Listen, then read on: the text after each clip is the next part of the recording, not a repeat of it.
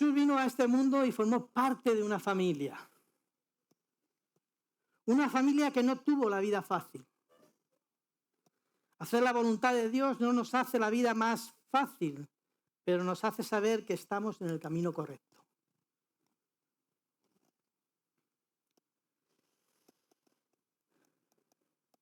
Nos hace saber que estamos en el camino correcto y que estamos en el propósito de Dios. Una familia que comprendió que el niño que Dios había puesto en sus manos era mucho más importante que ellos mismos. Que ese niño venía a este mundo con un propósito superior y vital para la humanidad.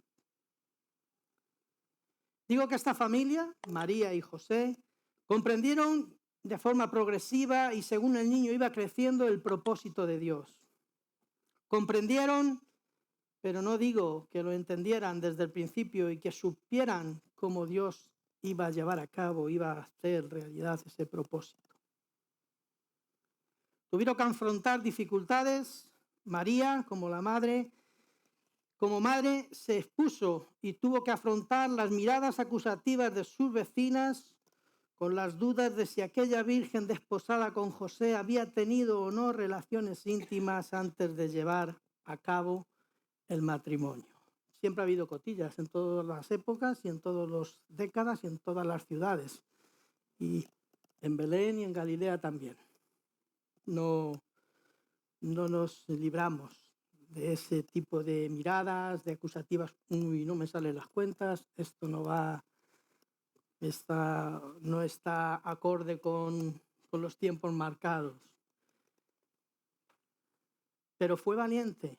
María, como la madre de Jesús, fue valiente al reto que el ángel le puso delante y que ella asumió, incluso con cualquier consecuencia que pudiera ocasionar, decirle sí al Señor.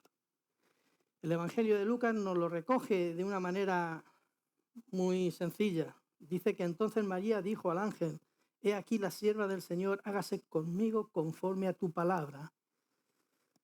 Así de sencillo respondió María al reto que el ángel le había venido a plantear, como escogida de Dios para que Jesús, el Señor, naciese. Se hiciese hombre como cada uno de nosotros.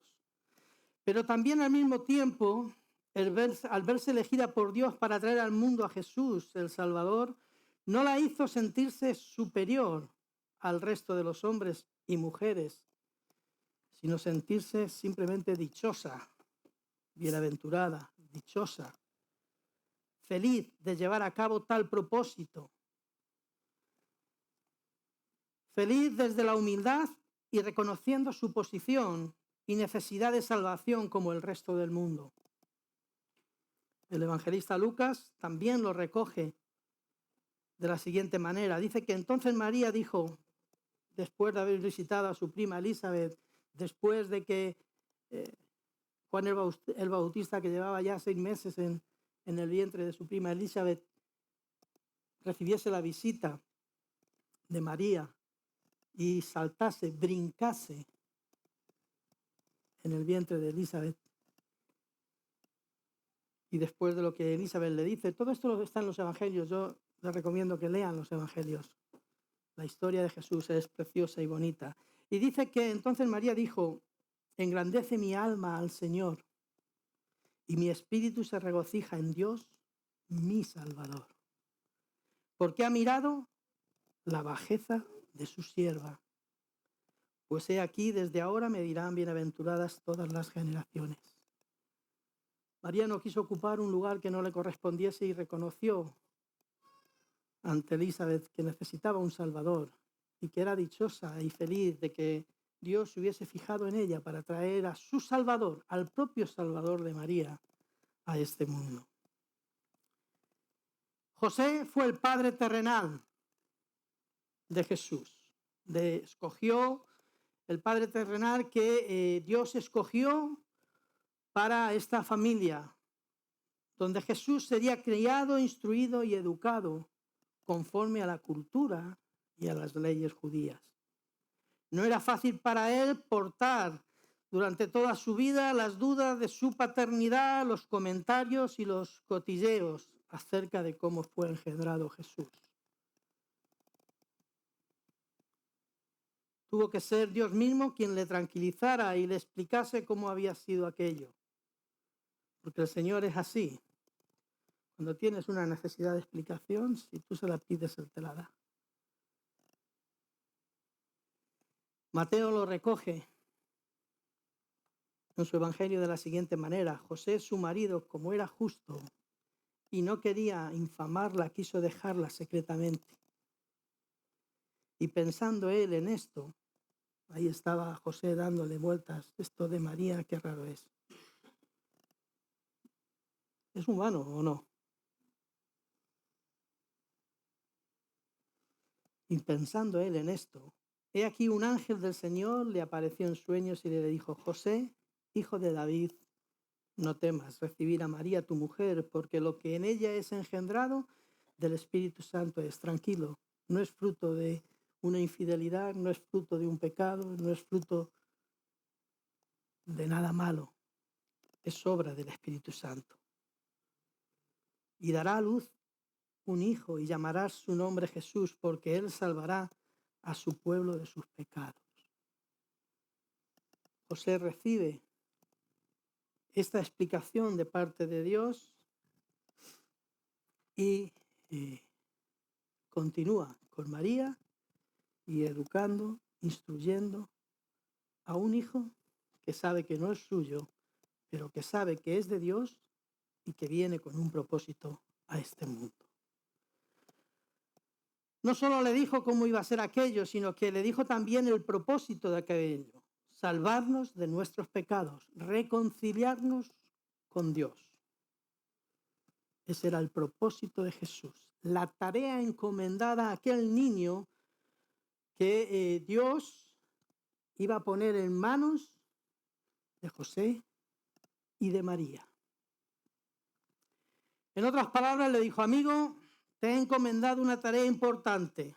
Ponte también las pilas y déjate de remilgos, porque vas a cuidar de mi hijo. Una tarea considerable. José y María fueron elegidos para que Jesús creciera en una familia como tú y como yo, no exenta de dificultades como la tuya y como la mía.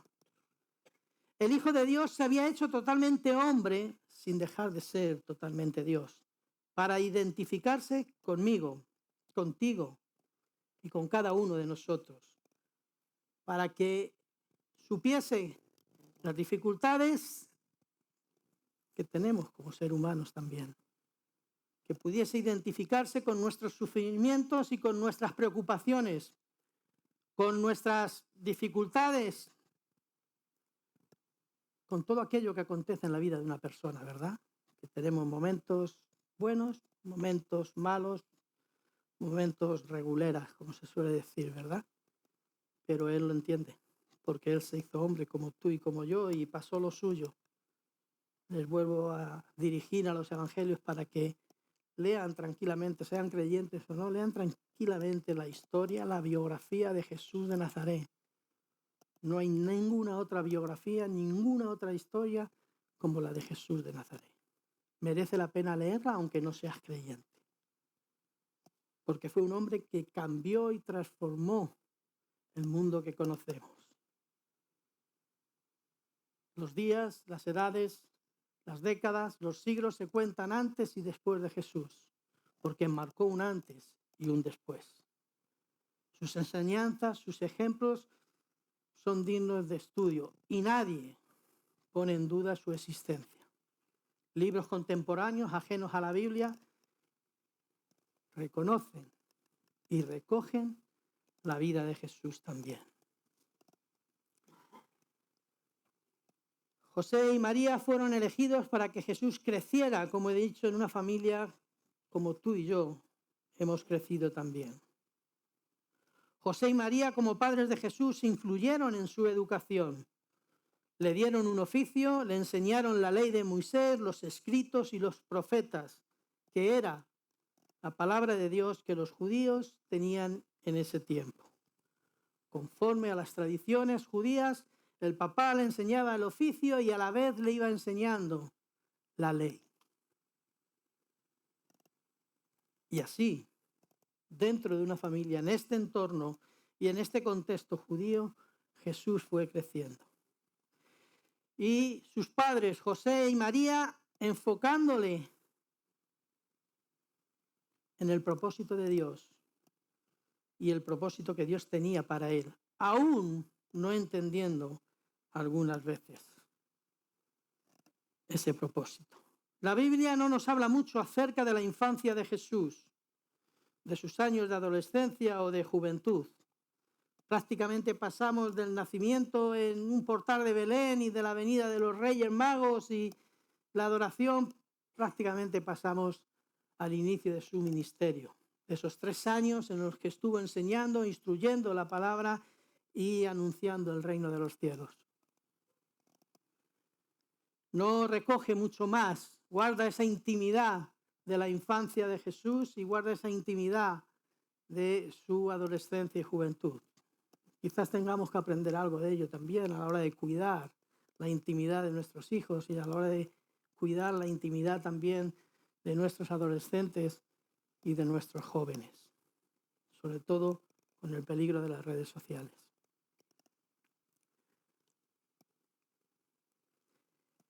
Sí sabemos que fue un niño refugiado, eso que tanto se oye ahora, y que fue un niño desplazado también.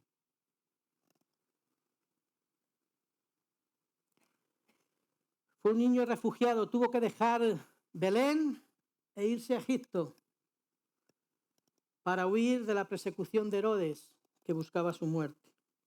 Sabe lo que es huir, lo que es refugiarse en un país extranjero para evitar morir. Fue un desplazado desde Egipto a Galilea, a Nazaret. Una vez que murió Herodes, volvió. Sabe lo que es recorrer esas tierras de un lado para otro. Entiende cómo se puede sentir un niño desplazado o cómo se puede sentir un niño refugiado.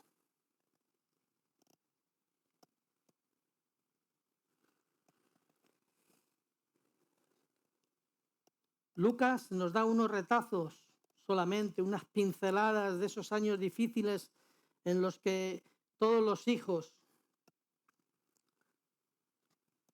pasan por la adolescencia. Pues Lucas nos da unos retacitos ahí, unas pinceladas. Cuando la familia, José, María y Jesús subieron a Jerusalén a celebrar la Pascua,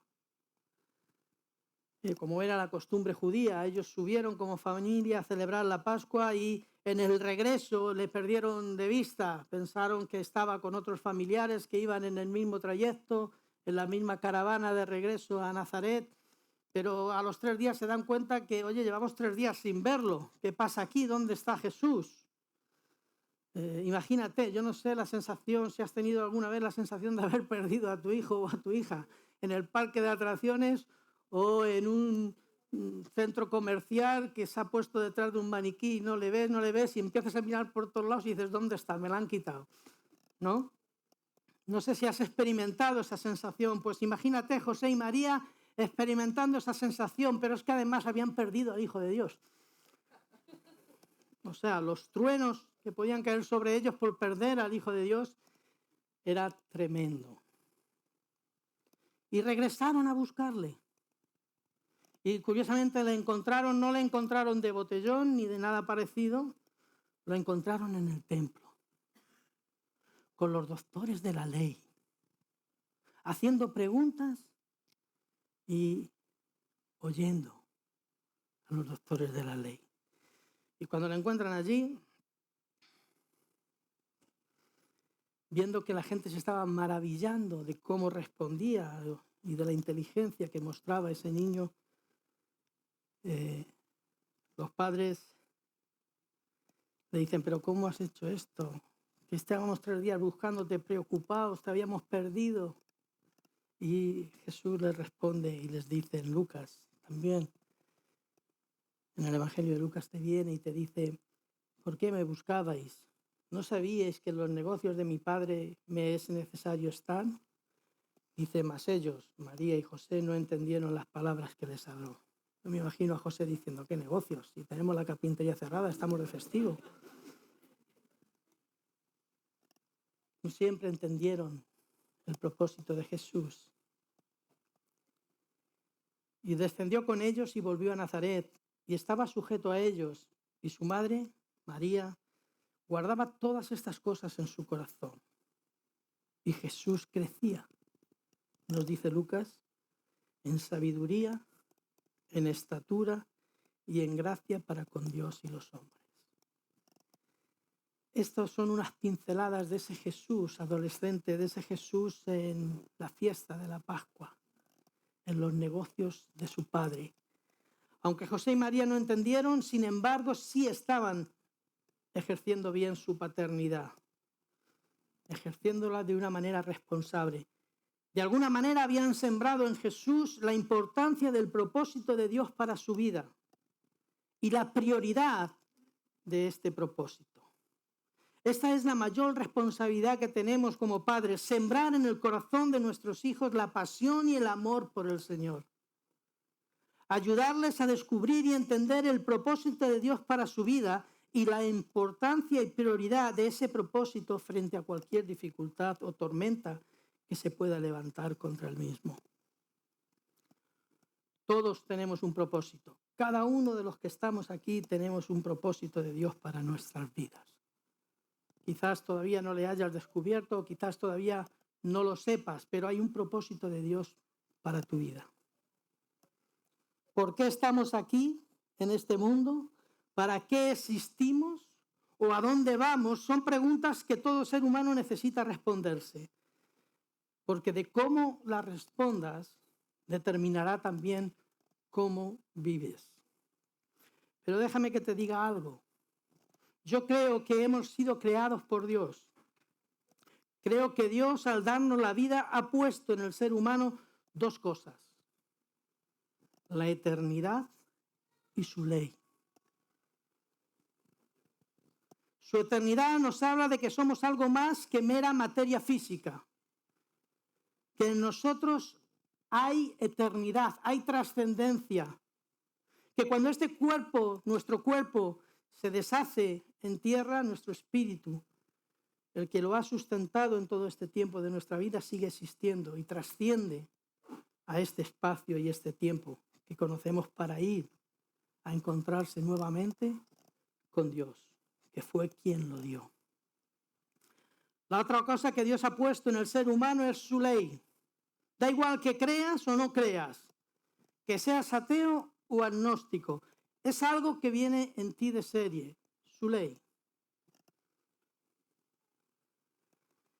Dios ha puesto en nosotros, tanto si eres creyente y lo llamas moral, o si no lo eres y lo llamas ética, Dios ha puesto en nosotros su ley.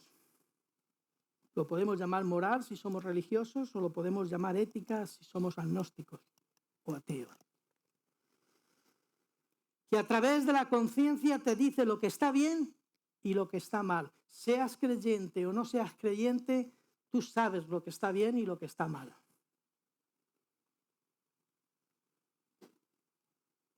Tú sabes que matar a tu vecino, aunque a veces tenga la música un poco alta, no está bien. No está bien, no lo hagas. ¿Verdad? Sabes que apropiarte de algo que no es tuyo no está bien. No lo hagas. Sabes que hacer daño a tus congéneres, a los que viven a tu alrededor, no está bien.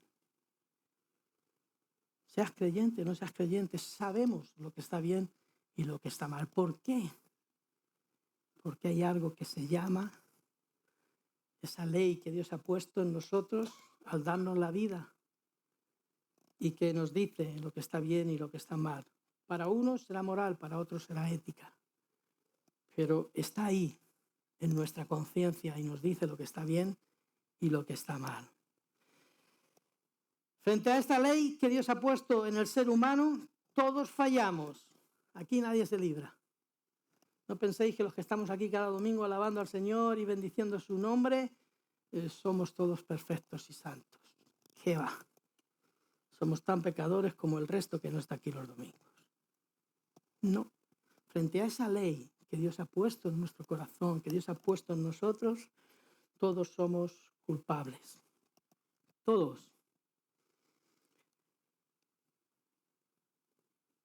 Yo que soy un depravado, yo que soy una buena persona, o yo que no creo en ningún tipo de Dios, o yo que soy creyente y estoy todos los domingos aquí, da igual, todos somos culpables.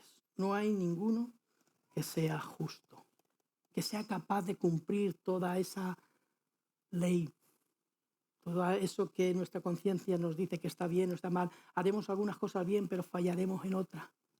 Aquello quizá, yo no soy un depravado como aquel. Ya, pero te lleva los folios de la oficina. Parece que eso no es robar, ¿verdad? Si nos examinamos cada uno internamente, mirando para adentro, sin necesidad de mirar al que tienes al lado, sino a uno mismo, verás que no todo lo hago bien. No todo en mi vida ha sido correcto. No todo en mi vida es correcto. Todo incumplimiento de esa ley requiere una sentencia. La sentencia para el incumplimiento de esta ley que Dios ha puesto en nuestro corazón es la muerte. Por eso morimos. Por eso tenemos el fin de nuestra existencia en este cuerpo físico. La eternidad que Dios ha puesto en el ser humano y la trascendencia que acabada nuestra vida aquí, en esta tierra, nos lleva de nuevo a nuestro Creador, hace que nos presentemos sin nada que aportar a nuestro favor, encontrándonos separados de Dios eternamente. La eternidad que Dios ha puesto en el ser humano nos hace que acabados nuestros días aquí volvamos a encontrarnos con Dios y sin nada que ofrecerle para pagar esa deuda, para pagar esa condena por el incumplimiento de esa ley. Jesús vino a remediar este problema. El propósito de Jesús, al hacerse hombre, al venir a este mundo, al estar 3 años explicando que el reino de los cielos se había acercado, que había salvación, que había reconciliación para el ser humano, Jesús vino a remediar esta situación, a tender un puente, a reconciliarnos con Dios, al ser humano, a pagar por nosotros, porque merecíamos la muerte. El incumplimiento de la ley se paga con la muerte. Pero Él, que era inocente, vino a pagar por ti y por mí, a saldar nuestra deuda, a pagar para que Dios, que es amoroso y que es santo, pero que también es justo, y el incumplimiento de la ley tiene que hacer aplicar la justicia y la condenación del ser humano, se cumpliese en la figura de su Hijo, de Jesús de Nazaret. Él pagó nuestras culpas. Él murió por nuestros pecados. Él subió a la cruz. Él vino con el propósito de terminar en la cruz, aunque no quedó en la cruz, sino que resucitó y volvió de nuevo al Padre, diciendo: la obra está terminada, la obra está completa, hay un puente para reconciliarnos con Dios, hay una respuesta a esa situación del ser humano, hay una salvación para la humanidad que es Jesús. Jesús vino a remediar esta situación, a tender un puente, a reconciliarnos con Dios, a pagar por nuestros pecados a Dios, por el incumplimiento de esta ley, de esta moral o de esta ética, llámalo como quieras. El justo por los injustos, el santo por los pecadores. El Evangelio de Juan nos dice que de tal manera amó Dios al mundo que ha dado a su Hijo unigénito para que todo aquel que en él cree no se pierda, mas tenga vida eterna. Esta es la solución del Señor. Esta es la respuesta de Dios para reconciliarnos con Él. Jesús, el creer en Él hace que tengamos vida eterna. Romanos dice que si confesaras con tu boca que Jesús es el Señor y creyeres en tu corazón que Dios lo levantó de los muertos, serás salvo. Creer. No se trata de hacer méritos, no se trata de compensar en una balanza, decir, aquí tengo tantos pecados, aquí pongo tantas cosas buenas para que se equilibre y vaya. No, eso no vale, porque estos hay que pagarlos. Estos están bien, pero estos hay que pagarlos. No se compensa. No busquemos el empate, no hay empate, como en el fútbol.